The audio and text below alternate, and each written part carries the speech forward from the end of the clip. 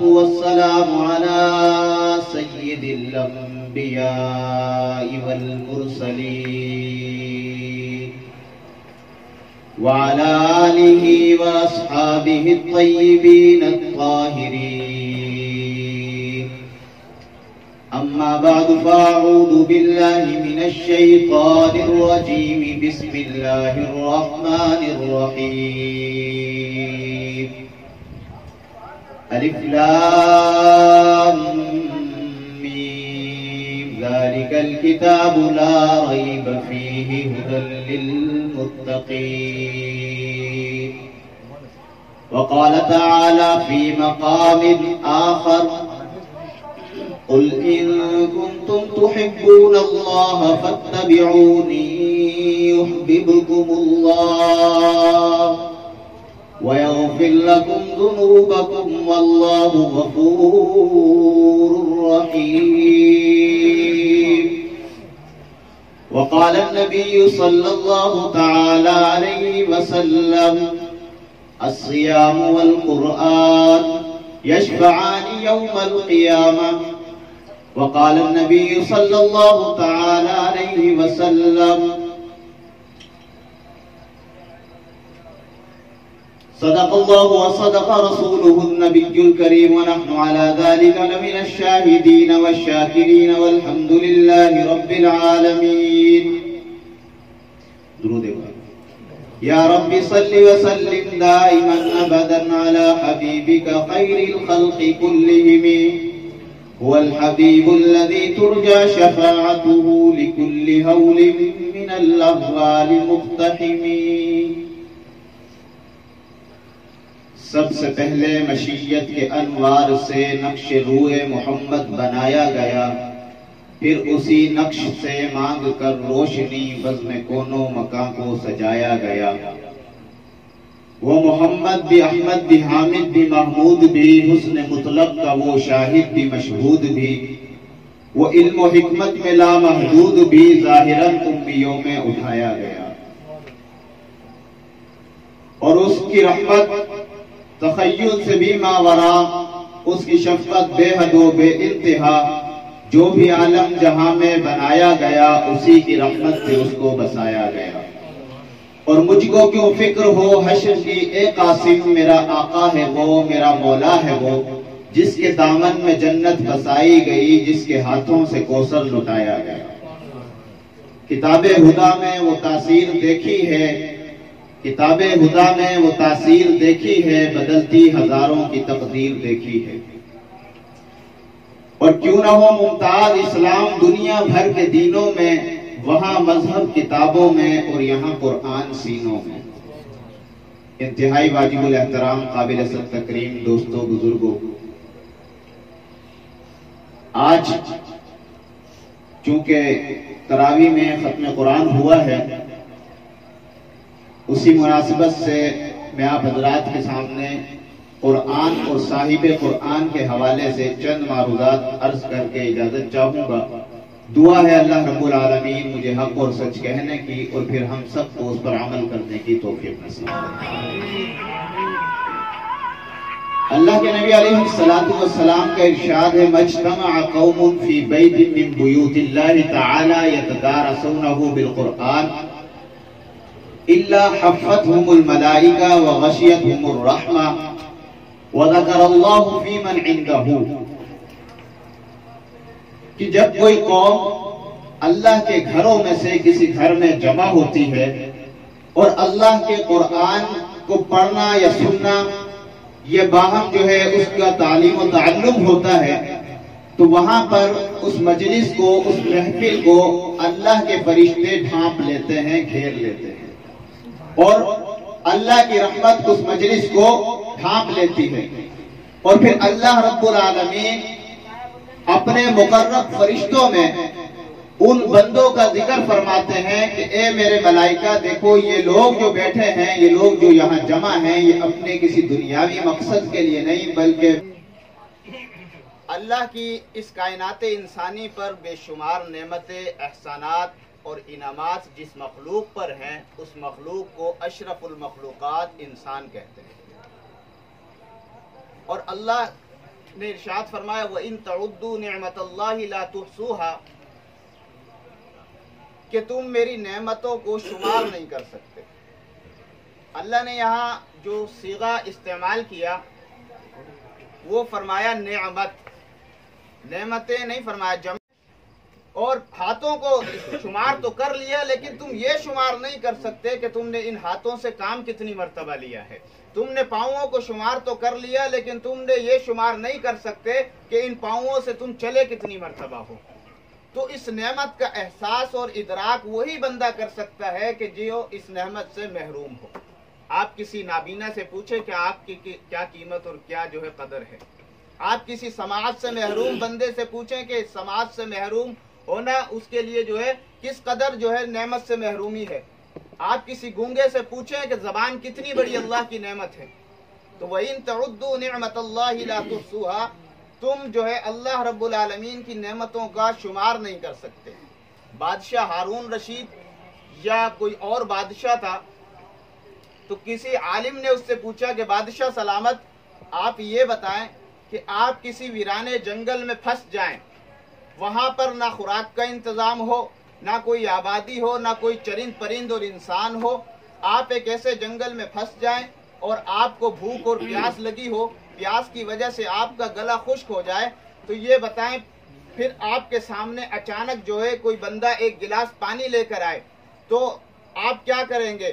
وہ کہے گا، بادشاہ نے کہا کہ میں اس سے پانی مانگوں گا۔ تو عالم کہنے لگے اگر وہ بندہ کہہ دے کہ بادشاہ سلامت یہ پانی میں آپ کو ایسے مفت میں نہیں دوں گا، فری فوکٹ میں نہیں دوں گا، یہ پانی جو ہے اس کی میں آپ سے قیمت وصول کروں گا، تو بادشاہ سلامت آپ بتائیں پھر آپ اس کو کیا قیمت دیں گے؟ تو بادشاہ سلامت نے کہا کہ میں اس بندے کو جو پانی کا گلاس لے کر آیا میں اس کو اپنی آدھی سلطنت دے دوں گا، اس لیے کہ ویرانے میں جنگل میں جو ہے دم گھٹ کے مرنے سے اچھا یہ ہے کہ میں اپنی آدھی سلطنت دے دوں اور پانی پی کر اپنی جان بچا لوں۔ اب عالم نے دوسرا سوال یہ کیا کہ یہی گلاس کا پانی جب آپ کے پیٹ میں جائے گا، آپ کے مثانے میں پہنچے گا، اور فرض کریں کہ یہ پانی واپس نکلنے کا کوئی راستہ نہ ہو، آپ کا پیشاب بند ہو جائے، آپ کو تکلیف ہو رہی ہو، آپ درد کے مارے کرا رہے ہوں، چیخ رہے ہوں، اور پھر کوئی کہے کہ اس کا علاج میرے پاس ہے لیکن میں اس کی قیمت وصول کروں گا، تو پھر آپ کیا کریں گے؟ بادشاہ نے کہا کہ میں اپنی جو باقی سلطنت بچی ہے وہ بھی اسے دے دوں گا۔ تو اللہ والے نے کہا کہ بادشاہ اللہ کی نعمتوں کی قدر کرو، یہ پیشاب پاخانہ بھی اللہ کی ایک نعمت ہے، جب کسی کا بند ہو جائے تو پھر اس سے پوچھو، تو یہ پیشاب پاخانہ بھی اللہ کی نعمت ہے۔ کہا کہ بادشاہ آپ کی ایک پوری سلطنت کی حقیقت اور قیمت ایک گلاس پانی کے برابر بھی نہیں۔ تو اللہ کی نعمتیں وَإِن تَعُدُّوا نِعْمَةَ اللَّهِ لَا تُحْصُوهَا، آپ اللہ کی نعمتوں کو شمار نہیں کر سکتے، لیکن اس کائنات میں ساری نعمتیں ہیں، سب نعمتوں میں سب سے بڑی نعمتیں دو ہیں۔ اتنی تھوڑا تھوڑا بولیں گے تو میں بھی سمجھوں گا کہ آپ کو نیند نہیں آ رہی۔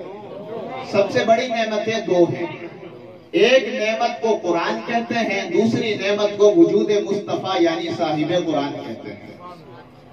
تو اللہ کی یہ دو بڑی نعمتیں ہیں، قرآن بھی نعمت، صاحب قرآن بھی نعمت۔ اب کسی کے دل میں سوال آ سکتا ہے، ذہن میں سوال آ سکتا ہے کہ یہ دو بڑی نعمتیں کیسے؟ تو دیکھیں وَلِلَّهِ خَزَائِنُ السَّمَاوَاتِ وَالْأَرْضِ، اللہ کے خزانے زمین و آسمان میں پھیلے ہوئے ہیں، اور اللہ کے خزانوں میں سے سب سے بڑا خزانہ کوئی چیز ہے تو وہ ہدایت ہے۔ جس بندے کو ہدایت مل جائے، اسے اور کچھ نہ بھی ملے تو سب سے بڑا جو ہے قیمتی سرمایہ اس کے لیے یہ ہدایت ہے۔ ہدایت بہت بڑی نعمت ہے۔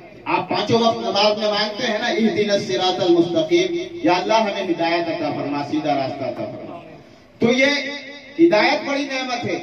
جس کے پاس یہ نعمت نہ ہو اس کو دنیا کی بادشاہی بھی مل جائے، سلطنت بھی مل جائے، فرعون، حامان، قارون، نمرود اور شداد جیسے لوگ جن کے پاس سب کچھ تھا لیکن ایمان کی نعمت نہیں تھی، وہ بھی اسی پر پچھتائے ہیں۔ اور کفار قیامت کے دن کہیں گے ربما یود الذین کفروا لو کانوا مسلمین، اے کاش ہم بھی مسلمان ہوتے۔ کفار یہ حسرت کریں گے۔ تو اسلام، ایمان یعنی ہدایت، یہ اللہ کی نعمتوں میں سے، اللہ کے خزانوں میں سے سب سے بڑا خزانہ اور سب سے بڑی نعمت ہے، اور اسے اللہ نے رکھا بھی اپنے اختیار میں اور اپنے بس میں ہے۔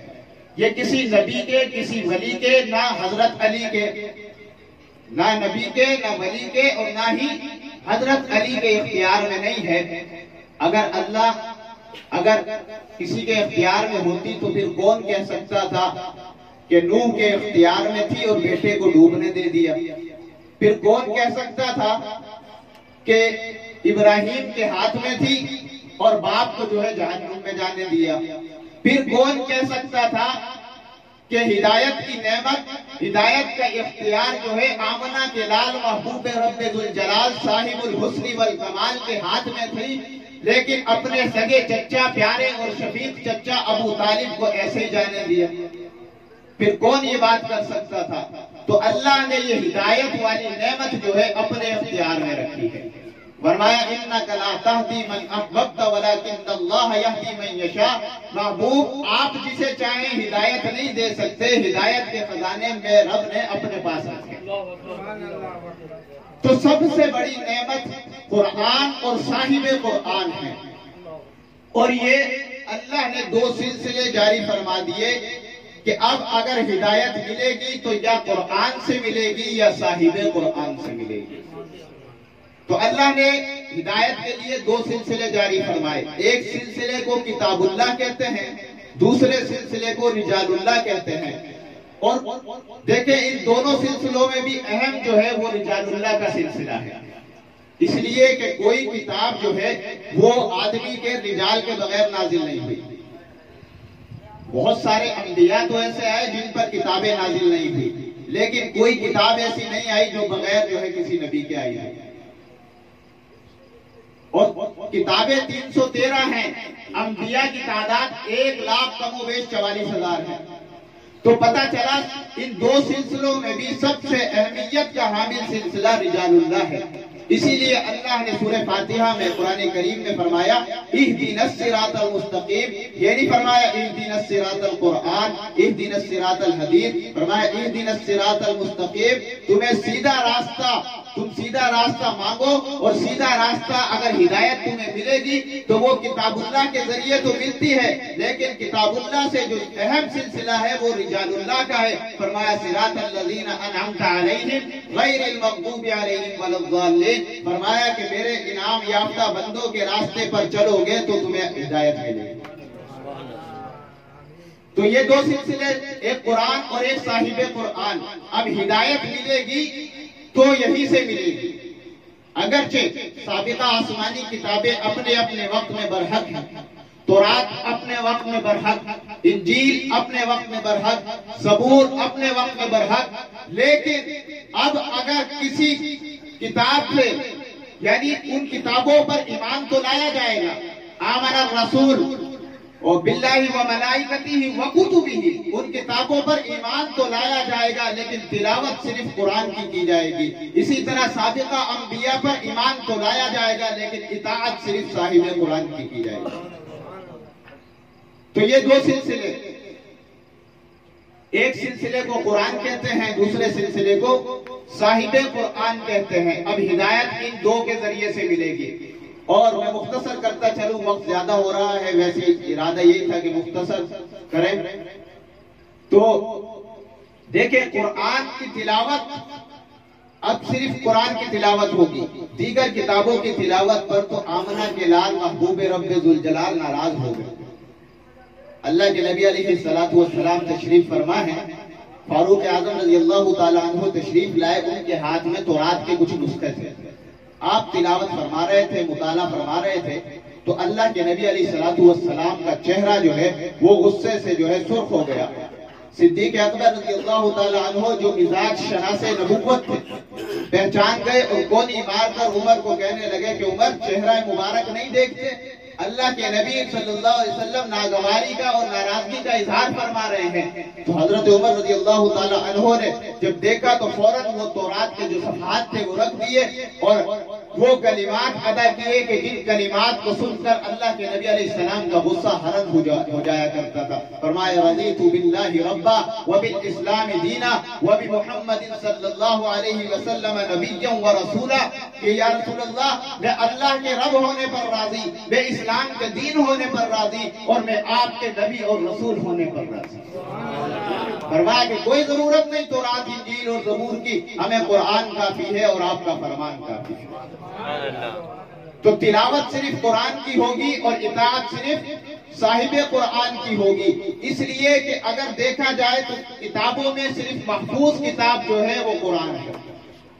قرآن محفوظ کتاب ہے، دیگر کتابیں تحریف شدہ ہیں، یہاں کوئی اور نسخہ، برطانیہ میں کوئی اور نسخہ، انگلینڈ میں کوئی اور نسخہ اور جرمنی میں کوئی اور نسخہ، لیکن قرآن مجید یہاں جو ہے وہی برطانیہ میں ہے، وہی ہندوستان میں ہے، وہی دنیا کے کونے کونے میں ہے، اس لیے کہ اس کتاب کی حفاظت کا وعدہ اللہ رب العالمین نے فرمایا اِنَّا نَحْنُ نَزَّلْنَا الذِّكْرَ وَإِنَّا لَهُ لَحَافِظُونَ، کہ اس کتاب کو، اس ذکر کو نازل ہم نے کیا ہے اور اس کی حفاظت بھی ہم خود کریں گے۔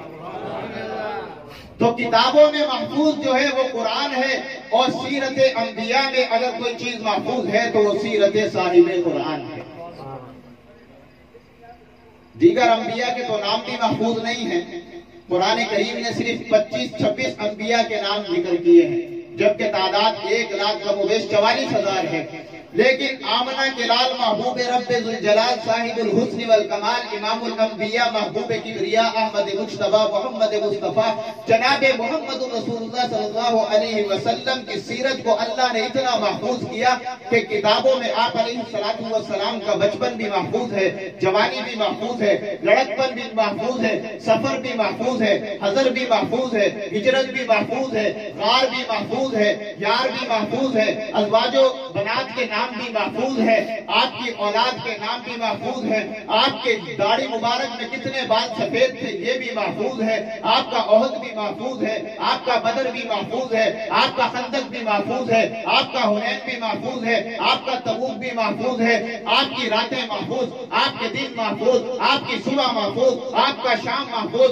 آپ کا چہرہ محفوظ، آپ کے لب مبارک محفوظ، آپ کے رخسار محفوظ، رخسار جو ہے وہ محفوظ، آپ کا چلنا پھرنا محفوظ، آپ کا لیٹنا سونا محفوظ، آپ کا اوڑھنا بچھونا محفوظ، آپ کے ساتھی کتنے یہ محفوظ، آپ کی زرہیں کتنی یہ محفوظ، آپ کی تلواریں کتنی یہ محفوظ، آپ کے گھوڑے کتنے یہ محفوظ، آپ کی بکریاں کتنی یہ محفوظ، آپ کی بیویوں کی تعداد کتنی یہ محفوظ، آپ مسکراتے کیسے تھے یہ محفوظ، آپ پر غم کے آثار کیسے نمودار ہوتے تھے یہ محفوظ، آپ نے تعلیم کیسے دی یہ محفوظ، آپ کی عبادت محفوظ، آپ کی ریاضت محفوظ، آپ کی جو ہے تقوی اور طہارت محفوظ، آپ کی وضو محفوظ، آپ کی نماز محفوظ، آپ کا سجدہ محفوظ، آپ کی تلاوت محفوظ، آپ کی ذہانت محفوظ، آپ کی فطانت محفوظ، آپ کی جو ہے اللہ سے قربت اور عظمت محفوظ، آپ کی شان محفوظ، آپ کی جو ہے نبوت محفوظ اور آپ کی ختم نبوت محفوظ۔ اللہ کے محبوب علیہ السلام کی سیرت کو اللہ نے محفوظ کیا۔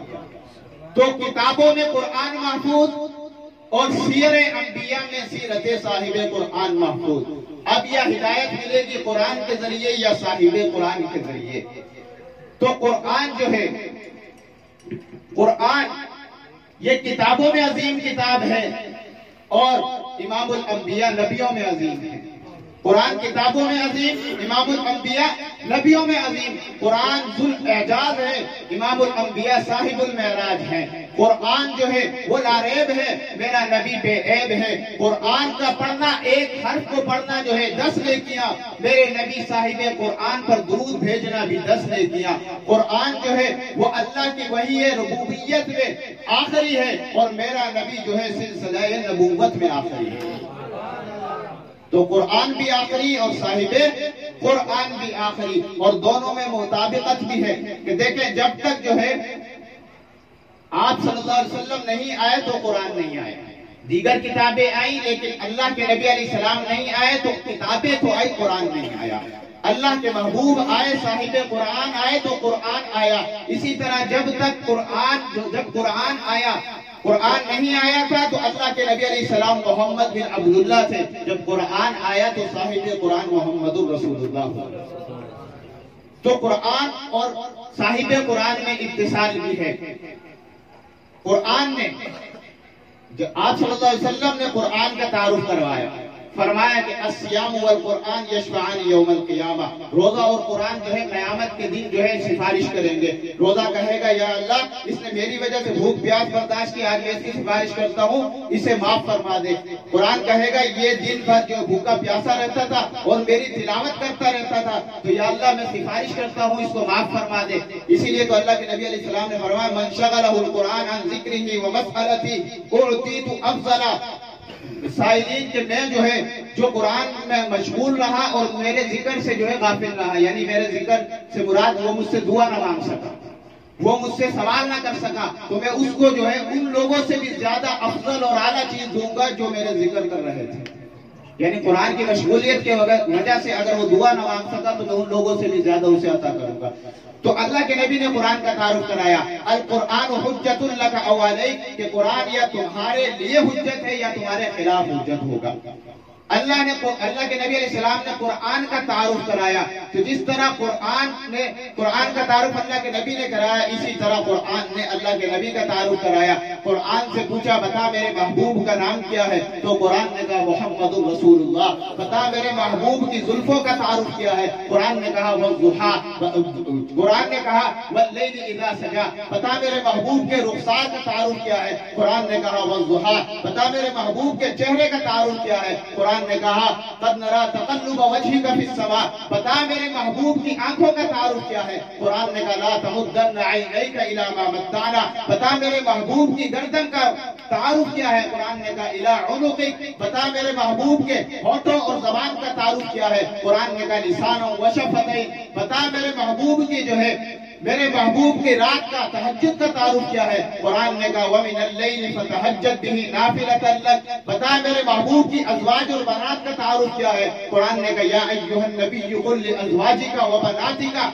بتا میرے محبوب کے یاروں کا تعارف کیا ہے, فرمایا کہ اولئک حزب اللہ. بتا میرے محبوب کے جانثاروں کا تعارف کیا ہے, قرآن نے کہا محمد رسول اللہ والذین معه اشداء علی الکفار رحماء بینہم تراہم رکعا سجدا. بتا میرے نبی کے ساتھیوں کا تعارف کیا ہے, قرآن نے کہا اولئک هم المفلحون اولئک هم المتقون اولئک هم الراشدون رضی اللہ عنہم ورضوا عنہ وکلا وعد اللہ الحسنى. بتا میرے نبی کی نبوت کا تعارف کیا ہے, قرآن نے کہا یا ایھا الرسول بلغ ما انزل الیک من ربک. بتا میرے محبوب کی ختم نبوت کا تعارف کیا ہے, قرآن نے کہا ما کان محمد ابا احد من رجالک ولکن رسول اللہ وخاتم النبیین. تو قرآن کا تعارف صاحب قرآن نے کرایا اور صاحب قرآن کا تعارف خود قرآن نے کرایا. تو آخری پیغام اور گزارش یہ ہے کہ اب ہدایت ملے گی یا قرآن کے ذریعے یا صاحب قرآن کے ذریعے. تو ہم نے صرف یہ رمضان تک قرآن سے تعلق نہیں جوڑنا, بلکہ ہم نے اپنی زندگیوں میں اس قرآن کو نافذ کرنا ہے. ہم نے اس قرآن کو جو ہے اپنی زندگیوں میں لانا ہے. قرآن میں کس مسئلے کا حل نہیں ہے. الف لام میم سے والناس تک قرآن تجارت, معیشت, اخلاق حسنہ, والدین سے حسن سلوک اور جو ہے زندگی کا پورا ایک جو ہے وہ طرز زندگی سکھاتا ہے قرآن کریم. اسی طرح ہم نے قرآن سے تعلق بنا کر رکھنا ہے. اس لیے کہ جب اگر کسی نے قرآن کو چھوڑا تو اللہ کے نبی علیہ السلام نے فرمایا ان اللہ یرفع بہذا الکتاب اقواما ویضع بہ آخرین, کہ جس نے اس قرآن کو سینے سے لگایا اللہ نے اس کو زمین کی بستیوں سے اٹھا کر اوج ثریا کی بلندیوں پر پہنچا دیا. اور جس قوم نے اس قرآن کو پس پشت ڈال دیا ومن اعرض عن ذکری فإن له معیشۃ ضنکا, اللہ نے پھر اس کی معیشت کو بھی جام کر کے رکھ دیا. اللہ نے پھر اس قوم کو جو ہے بلندیوں سے اٹھا کر پستیوں میں پہنچا دیا قہر مذلت میں گرا دیا اور اللہ نے اس قوم کو تباہ و برباد کر دیا۔ آج ہم اپنی صورتحال دیکھیں، آج کافر جو ہے ہم سے جو ہے ہم پر غلبہ حاصل کیے ہوئے ہیں۔ آج ہم امریکہ اور اسرائیل اور برطانیہ اور انڈیا سے ڈر رہے ہیں، کیوں؟ کیونکہ ہم نے قرآن کو چھوڑ دیا۔ جن لوگوں نے قرآن کو سینے سے لگایا تھا وہ دریاؤں کو حکم دیتے تھے تو دریا چل پڑتے تھے، وہ ہواؤں کو حکم دیتے تھے تو ہوائیں چل پڑتی تھی، وہ پہاڑوں کو حکم دیتے تھے، زمین کو درہ مارتے تھے تو زمین تھم جاتی تھی، وہ شیر کو حکم دیتے تھے تو دنیا دیکھتی تھی کہ شیر جنگل خالی کر کے جاتے ہوئے نظر آتے تھے، اس لیے کہ انہوں نے قرآن کو سینے سے لگایا۔ اور ہم نے آج قرآن کو چھوڑ دیا تو اللہ نے ہمیں ذلیل و رسوا کر کے رکھ دیا۔ تو ہم نے رمضان کے بعد بھی، عید کے بعد بھی قرآن سے تعلق کو مضبوط کرنا ہے، کریں گے انشاءاللہ، اور صاحب قرآن سے تعلق کو بھی مضبوط کرنا ہے، اس لیے کہ اللہ کے نبی علیہ السلام کے بارے میں اللہ نے فرمایا کہ محبوب آپ فرما دیجئے ان کنتم تحبون اللہ، اگر تم اللہ سے محبت کرتے ہو، یہ تمہارا دعویٰ ہے تمہارا کہ تم اللہ سے محبت کرتے ہو تو تمہاری محبت تب قابل قبول ہوگی۔ فرمایا فاتبعونی، کہ تم میرے محبوب کی اتباع کرو۔ یا اللہ پھر ہوگا کیا؟ فرمایا پھر یحببکم اللہ، اللہ بھی تم سے محبت کریں گے، اور پھر اس محبت کے نتیجے میں وَيَغْفِرْ لَكُمْ ذُنُوبَكُمْ، اللہ تمہارے گناہوں کو بھی معاف کر دیں گے، وَاللَّهُ غَفُورٌ رَحِيمٌ، اور اللہ بڑے جو ہے معاف کرنے والے۔ تو ہم نے قرآن کی بھی اتباع کرنی ہے، قرآن سے بھی جو ہے ہدایت حاصل کرنی ہے، اور صاحب قرآن سے بھی ہدایت حاصل کرنی ہے۔ اللہ تعالیٰ جو کچھ کہا گیا سنا گیا اس پر عمل کی توفیق نصیب فرمائے۔ وما علینا الا البلاغ المبین۔ حضرت دعا فرمائے۔